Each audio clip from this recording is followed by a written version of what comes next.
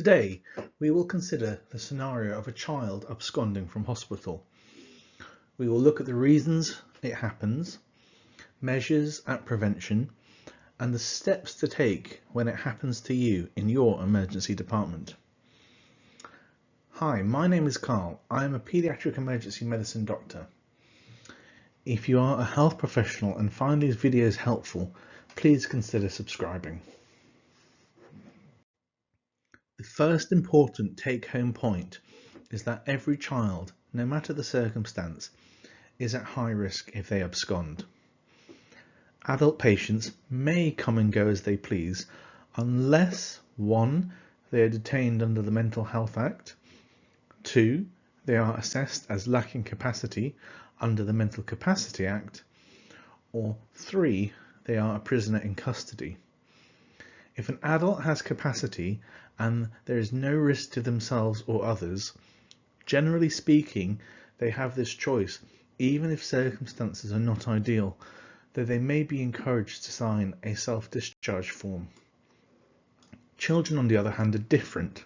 Even the adolescent with capacity, aged 16 to 18, or the child with Gillick competence, under 16, may be considered high risk if they abscond or go missing.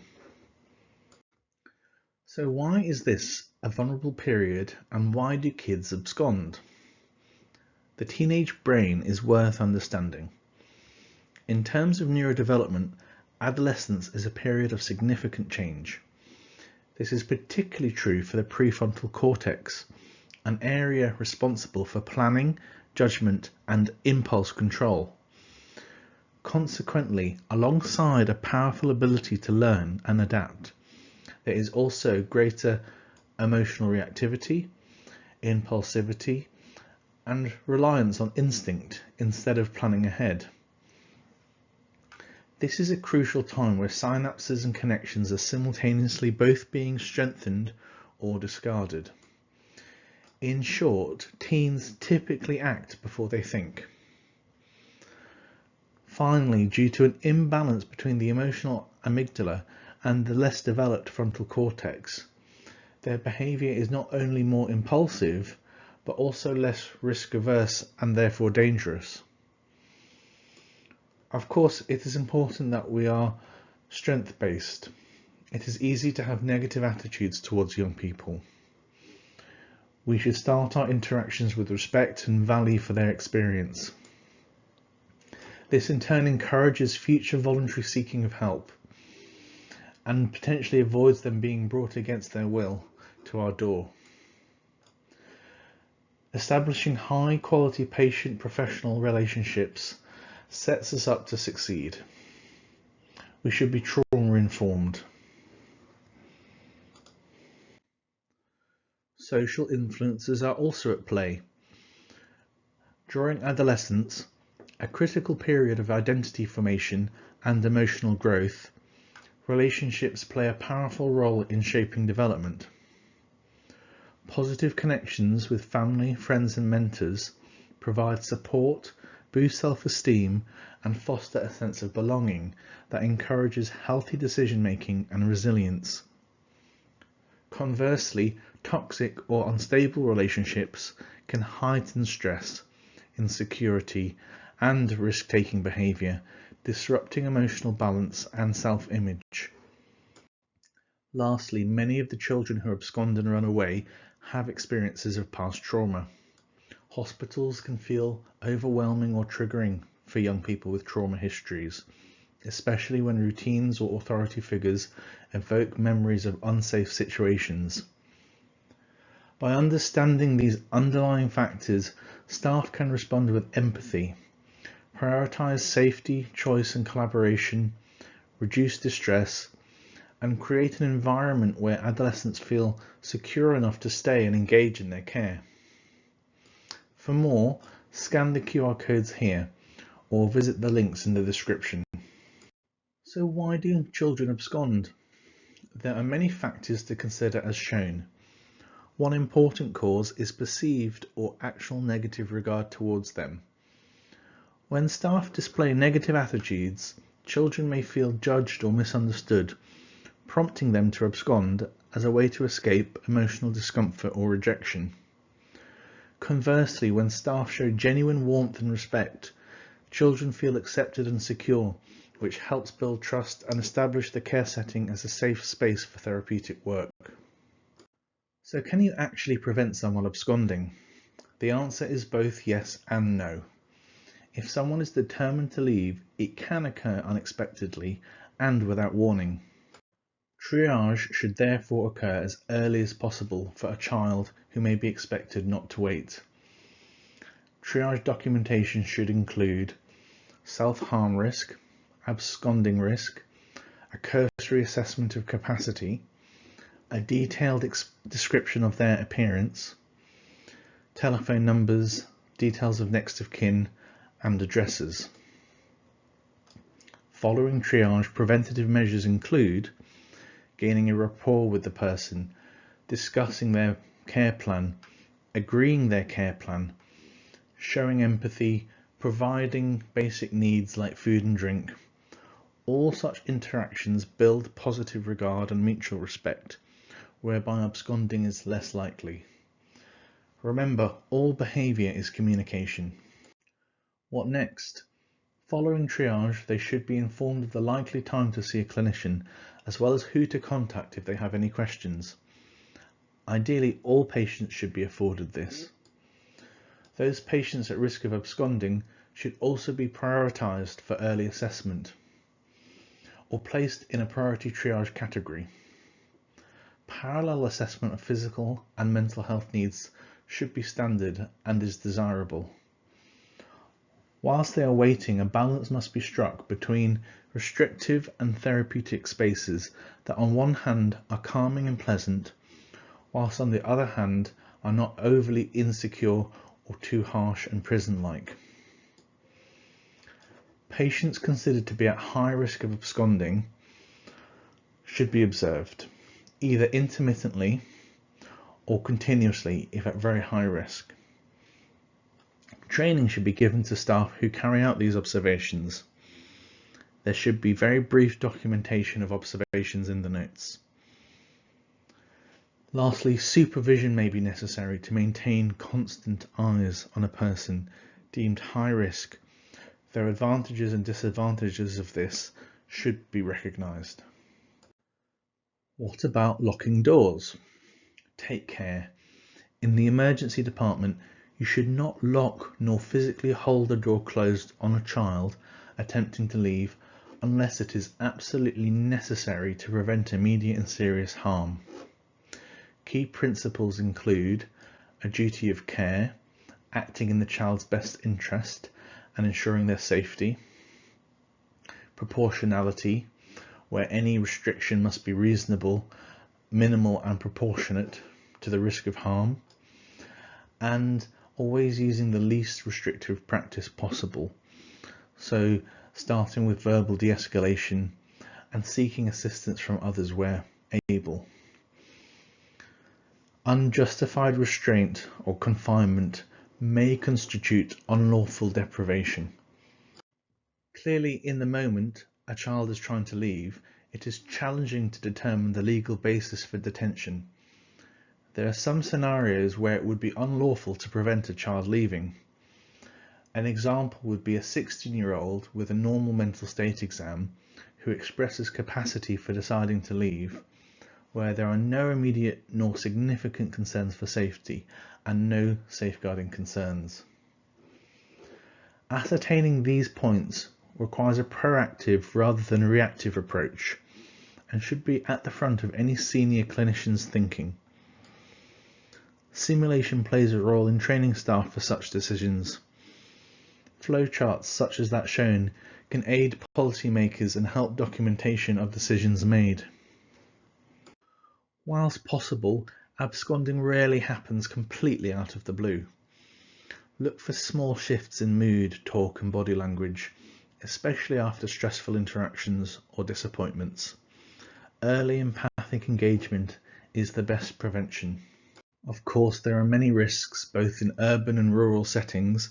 Self-harm can occur in the setting of busy traffic, bridges or train tracks, and more besides. Unfortunately, a moment of impulsivity has the potential to end a life. Now imagine a young person known to be at risk to themselves has run away towards a bridge where they were previously rescued from by police. How do you react? Of course, safety first. At the point it is recognised an at-risk patient is missing, the nurse in charge must call security to initiate a stage 1 search. Security will expect clear, concise details and a description. Next, the site manager should be contacted to review the risk. A stage 2 search involving a wider area within the hospital grounds may be warranted and need authorising. Lastly, if it is thought that they have left the premises and are high risk, don't delay in calling the police. So when you speak to the nurse in charge, consider, are they still visible? Who saw them last? Are they a risk to others? Is it safe for clinical staff to follow? Do they have their mobile phone on them? Are they contactable? How much time has potentially passed since their whereabouts was known? Once an initial search has occurred, the nurse in charge has the responsibility to either inform the next of kin of events or delegate this appropriately. Relatives should be updated at least hourly. What about speaking to security? Again, similar information will need to be given with additional input such as, is there CCTV footage? What direction were they going in? Is an extended search needed, including perhaps the car park?